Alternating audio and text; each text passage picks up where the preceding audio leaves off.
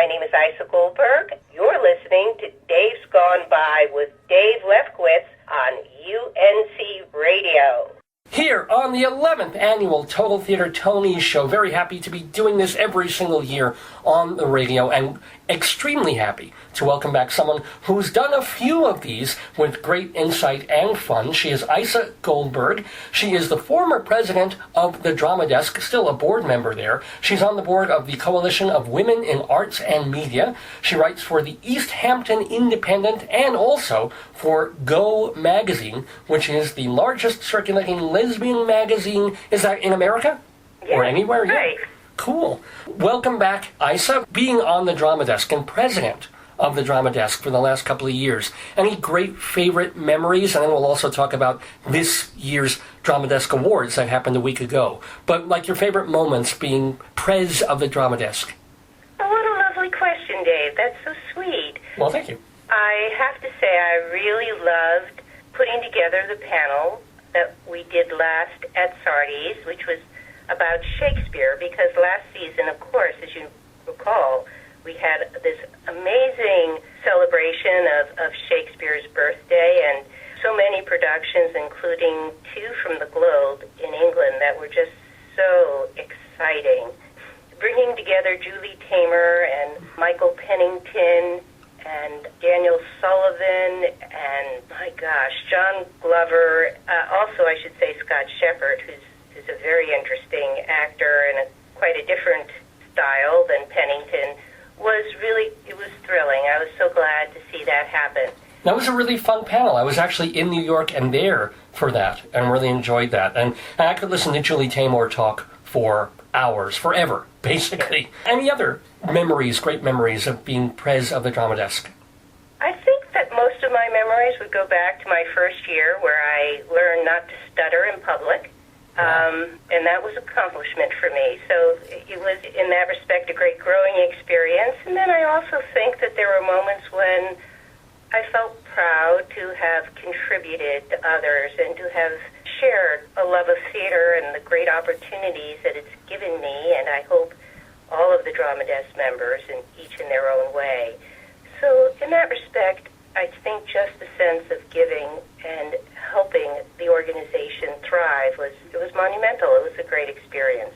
Great, and I did watch part of this year's ceremony. As a matter of fact, the Drama Desk Awards happened about a week ago. If you didn't see them live streaming on TheaterMania.com, you can go to TheaterMania, and they're still showing this year's awards. You can watch the video of it. You can see the new president making a little speech, Charles Wright. He's an old friend and colleague of mine. And you'll also see the winners of this year's awards. Those include The Curious Incident of the Dog in the Nighttime, which won for Best Play, and may very well win for Best Play in the Tonys. The Best Musical was Hamilton. For Play Revival, The Elephant Man won that one, and King and I won for Musical Revival. You were there at the ceremony this year. Any great moments for you at the Drama Desks?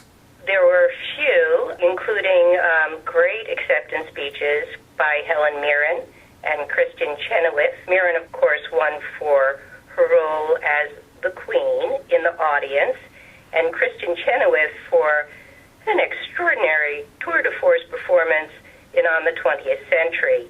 And she'll be co-hosting the Tony Awards and probably picking up the Tony statuette for Best Actress at the Tonys tomorrow night, too. So probably a pretty big week or two for her. You know? Any other moments from the Drama Desk that you loved? I loved Lisa Howard singing, and I loved Judy Kuhn singing. But my very most favorite moment, the one that I think was totally out of the box, is when the 2 kids, Sydney Lucas and her brother, Jake Lucas, opened the show. Sydney Lucas, as you know, is nominated for Best Performance by an Actress in a Featured Role in a Musical. Mm-hmm.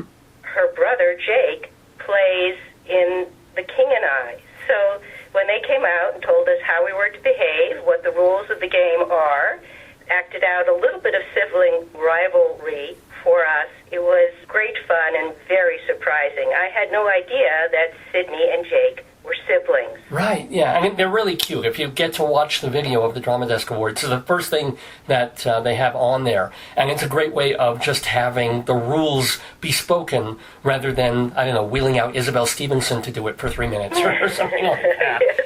This was the young person's version, clearly.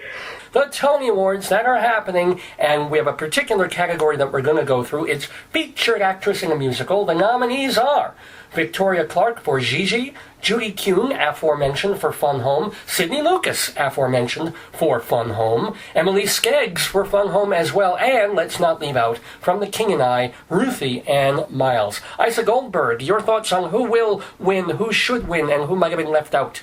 Well, I think who should win and who will win, oddly enough, is Sidney Lucas, the little girl who plays one of 3 Allisons in Fun Home. So as you know, Fun Home is a musical based on the memoir of Alison Bechdel, who is a very well-loved lesbian cartoonist.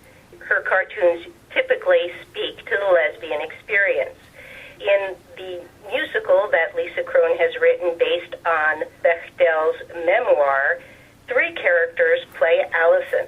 There's grown-up Allison, Allison when she's a college student, and little Allison, which is Sidney Lucas. Mm-hmm. 2 of the Allisons are nominated in this category of featured actress, Emily Skeggs, and Judy Kuhn, actually, 3rd nominee in the category, plays their mother. But you think Sidney Lucas will take the prize because...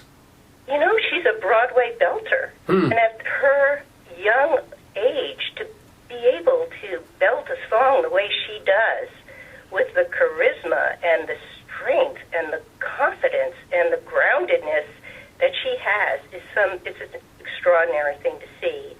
I also think that this year we're going to see the Tonys skew very young. The Curious Incident of the Dog, for which Alex Sharp, a young man right out of Juilliard, won the Drama Desk Award for Best Actor. I think may happen again at the Tonys. Well, he's absolutely brilliant. I hope he gets it, even though Stephen Boyer is very, very close competition there for Hand to God. And he's kind of a young guy, too. Yes. And I think that that's more about the importance of young people. Generally, it's about the importance of young people to Broadway and the need to attract them. And if we can't show them things they can relate to, they're going to go away. So I think there may be a happy experience this year at the Tony Awards in bringing youth into the theater and awarding the young people who are performing this season. Were there any people that you kind of wish were in this category alongside the 5 nominees? That's really a tough one. I would think that Tyne Daly was lovely, and It Should Have Been You, and so was Harriet Harris. I mean, those were 2 really good performances. Are they above or below the title, though? Because they might be slumped into the acting rather than featured acting category. I think that Tyne Daly was featured, for sure. Wow. Okay. I'm not sure about Harriet Harris off the top of my head. You know, I wasn't a big fan of, what was that musical with the rotten name? Something Rotten. Something Rotten. Okay. I'm the biggest fan, but Heidi Blickenstaff. Very good in it. She's really the only woman in it, so I gather she would have to be featured. But mostly, I think that the nominations that were made were very viable nominations. I think that's a particularly strong category and representative. Something that did surprise me was the nomination for The King and I for Ruthie Ann Miles. Now, needless to say, she does a remarkably strong singing job in The King and I. I mean, she shows her chops in a classical fashion. Before this, we've seen her play the Imelda Marcos role in Here Lies Love. She had a very kind of rock-style musicality that shone, but she sings her songs in The King and I with a precision and truthfulness of song that's very admirable and very accomplished. But the character in The King and I that spoke so much more convincingly to me was the role of Tum Tim, the young woman who the king takes from, I believe, Burma. She's his courtesan, as it were. Yes, and she's a very young woman, and she falls in love with a young man, and they try to escape. They have a really searing song, or she does, called The Small House of Uncle Thomas, which is a sardonic, cynical song evoking the Uncle Tom's Cabin of Harriet Beecher Stowe and the need for freedom and emancipation, which is what I think makes The King and I a sustaining story. It's not just the beauty of those costumes and the sets and the romance. It's also the fact that we learn about civilizations where human freedom are denied and how that affects these characters. To me, the major omission here would have been not to consider Ashley Park in that category. Well, we are always very thankful for the consideration of Isa Goldberg, her thoughts on theater and the Tonys, and of course the Drama Desk, of which you are still a board member. Please read her in the East Hampton Independent and as well Go magazine. And again, we thank you so much, Isa, for joining us once more in the neighborhood on the Tony Show.